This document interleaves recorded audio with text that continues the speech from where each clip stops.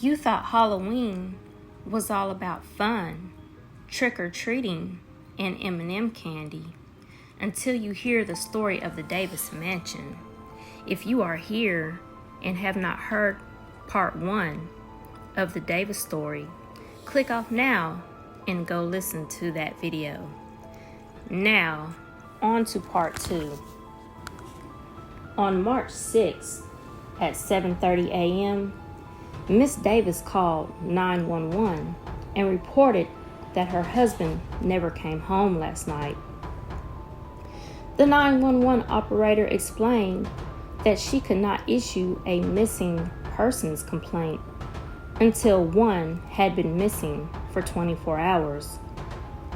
Little did Miss Davis know her neighbor had previously called 911 and reported Miss Davis carrying several black garbage bags out to her farm. The neighbor explained that it seemed very suspicious due to the length of time that she had been going back and forth with black garbage bags.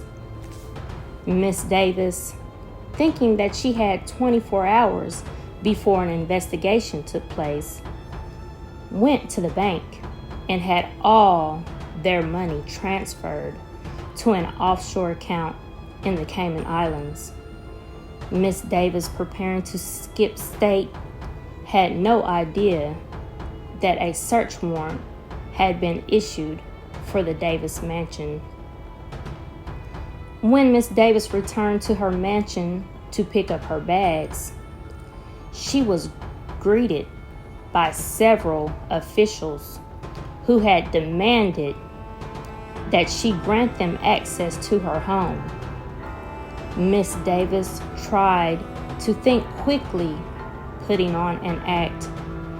Miss Davis began to cry and explain that she believes her husband had skipped state with her best friend Susie, and how she was devastated that her husband and her best friend would betray her like this.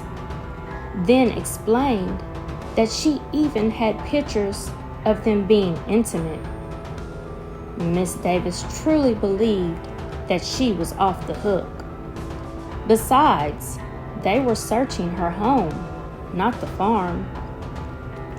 Officials had searched the Davis Mansion until sunset.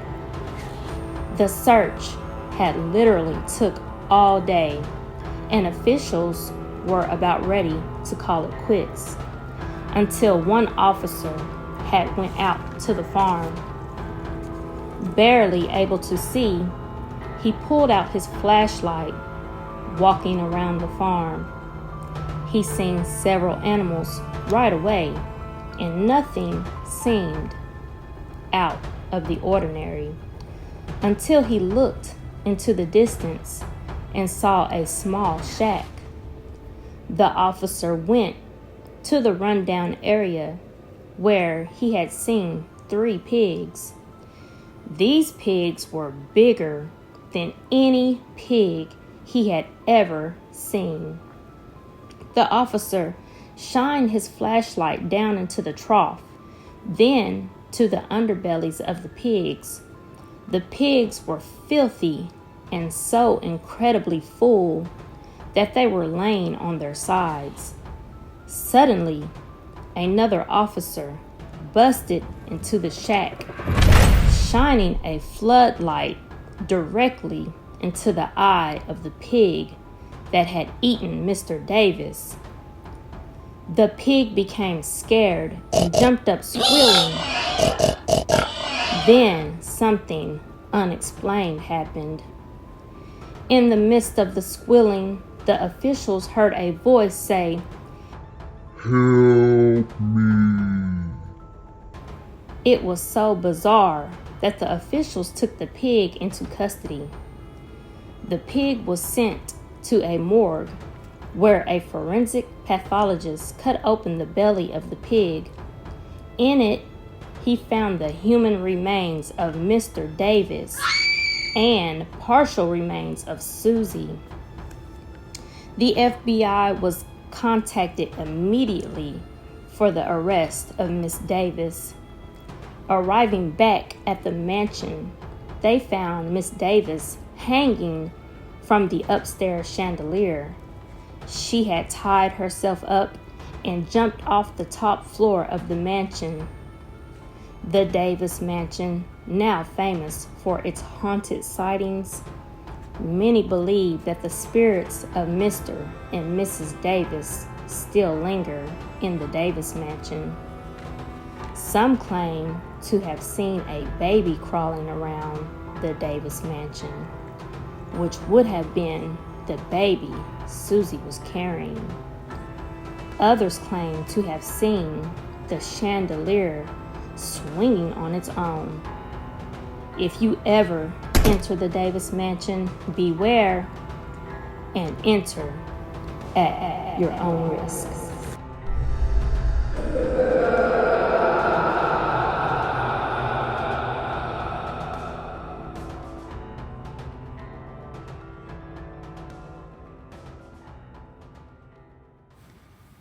Package break, y'all. Package break. I'm done with the story. Did y'all like my story? Tell me, did y'all like my story? Like, I have really been writing for y'all. Like, I'm trying my best to entertain y'all. And honestly, I had a really good time writing this story for you guys. It is fairly easy for me to write stories because literature was my favorite subject. English, whatever, anything that has anything to do with writing was my favorite subject in school and college. And yes, I used to love writing papers. And I'm thinking about writing a book, y'all. I really do need to write a book, but not like a false, not like anything fairy tale, like something real that has happened in my life. Because y'all, I grew up in scary houses. I don't even want to talk about it, y'all. But I grew up in houses that had spirits in them. So yeah, let me just let y'all think about that for just a second.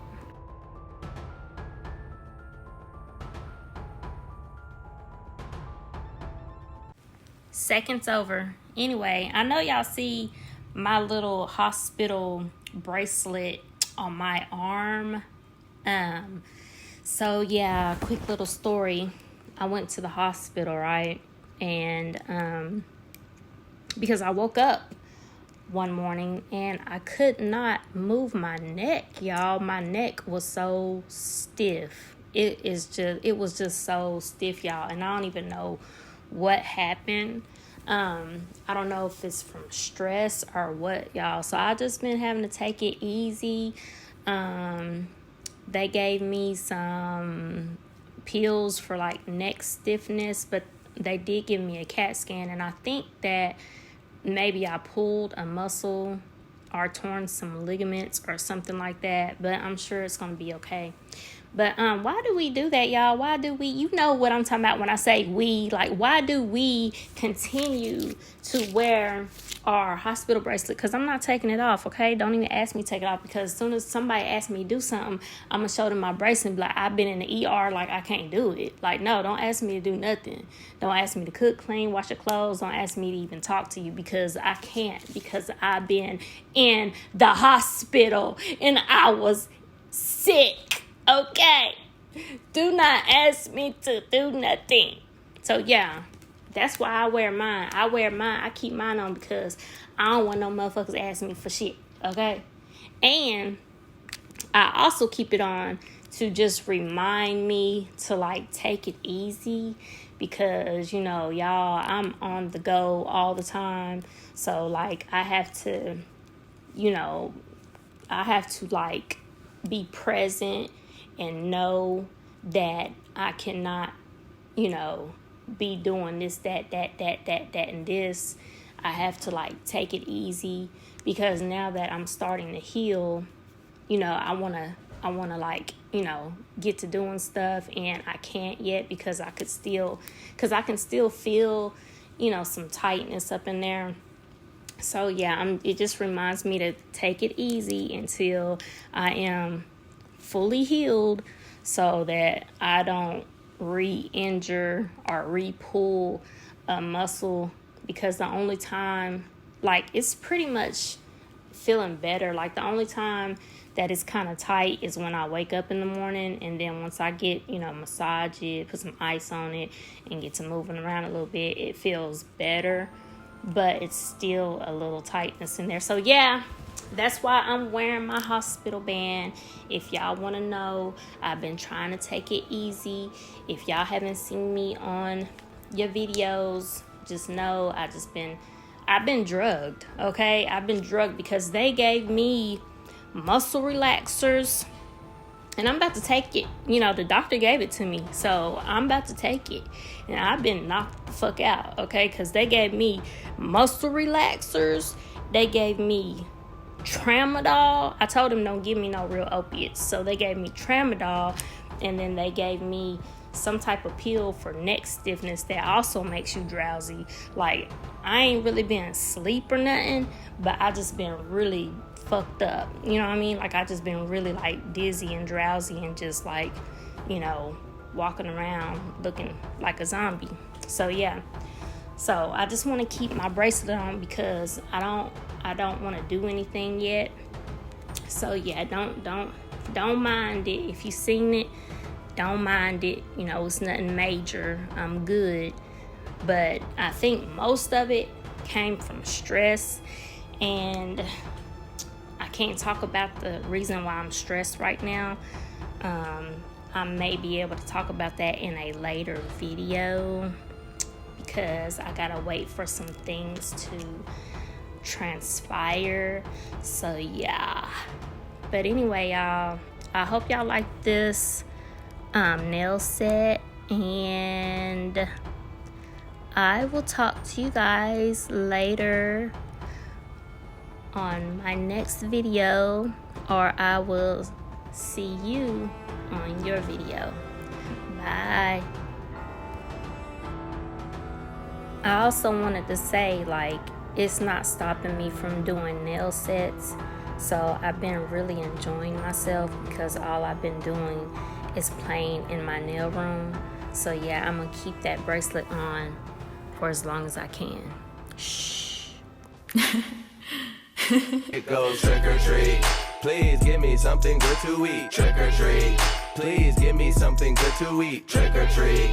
Please give me something good to eat. Trick or treat. Please give me something good to eat. On the count of three, I'ma say what I'ma be. 1, 2, 3. An apple. Now on the count of three, tell me what you're gonna be. 1, 2, 3. One of my friends dressed up as a turtle, but instead of being green, she was all purple. One of my friends dressed up as a rabbit. It was cold outside, so she wore a fuzzy jacket. I had a friend who dressed up as a cow. He said moo every time that he came around. Another friend of mine dressed up as a mom, and she didn't say a word. She was quiet the whole time. It goes trick or treat.